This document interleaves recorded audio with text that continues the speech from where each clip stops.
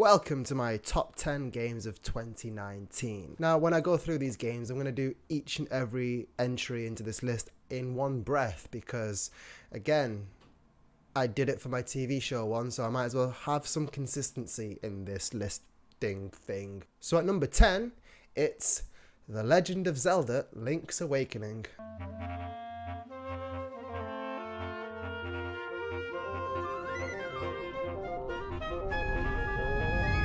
Now, Link's Awakening is a charming game and the revamped graphics are really good. However, it's kind of a product of its past and I didn't really think it echoed too well today in translation. And it's the first time I ever played it, but I enjoyed playing it and the puzzles were fun and the world was fun. And even though I didn't think it was the best thing ever, I still had a really good time with it. I think every Switch owner should actually try it and enjoy it. It's a good Zelda game. That wasn't as bad. I had some air in me on that one. At number 9, it's Star Wars Jedi Fallen Order.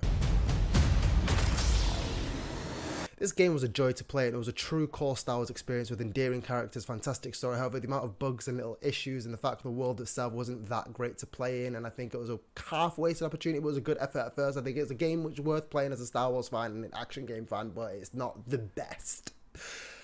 That one.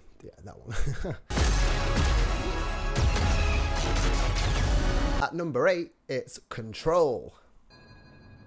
You called me. So here I am. Control is a brilliant psychedelic Metroidvania game that has brilliant gameplay, fantastic storytelling, it's really stylish, it's fun to play, and albeit it's very clunky, it's still something which is worth experiencing and definitely one of the top games of the year.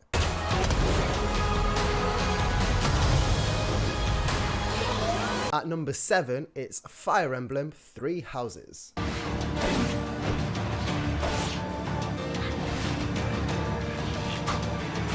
This is a fantastic combat strategy game with deep, interesting characters and an array of cast members that is actually really fun to get to know. However, the gameplay loop grows tiresome towards the end and gets a bit repetitive and hindrancy, but the story is so good that you kind of just want to see it through to the end regardless of the last couple of hours of its 30-50 hour run.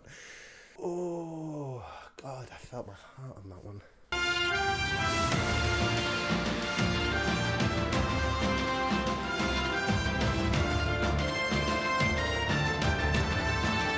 At number 6, it's Death Stranding.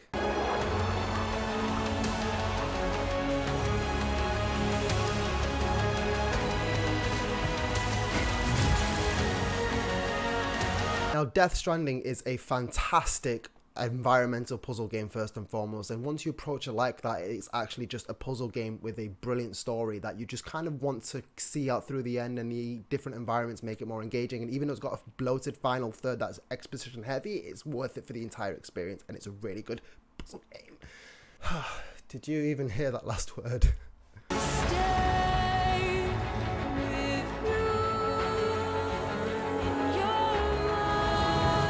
At number 5, it's Devil May Cry 5.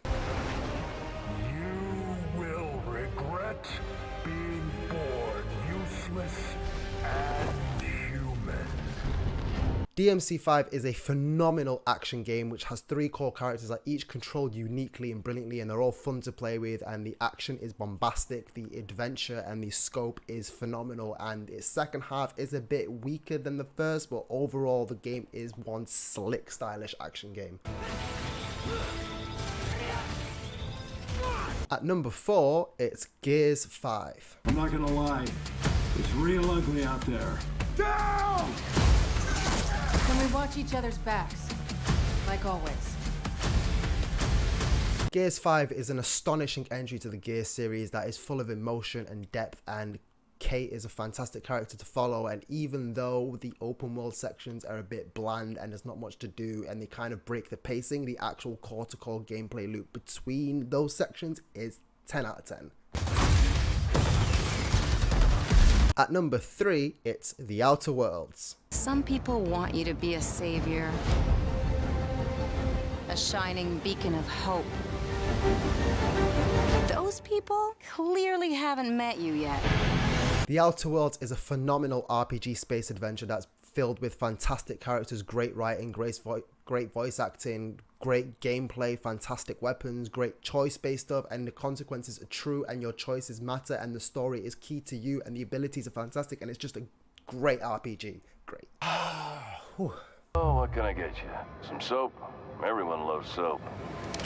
And my second favorite game of the year goes to Sekiro: Shadows Die Twice.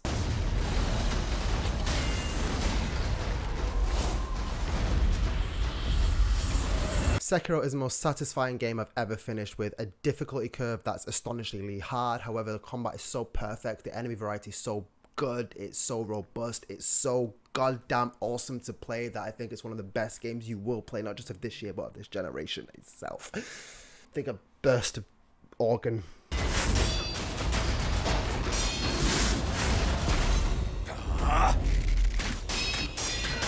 Now, before I get to my game of the year, I just want to get through some honorable mentions first. Apex Legends, Super Mario Maker 2, Telling Lies, Call of Duty Modern Warfare, Untitled Goose Game, and Astral Chain. Those are 6 honorable mentions. All of them are definitely worth playing. And my 2019 game of the year goes to Resident Evil 2 Remake.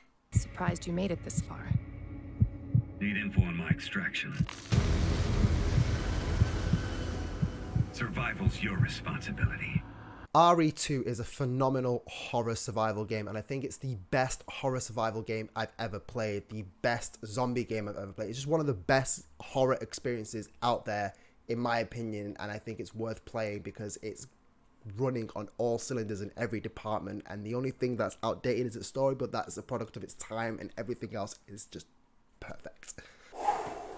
God, I nearly died doing that one.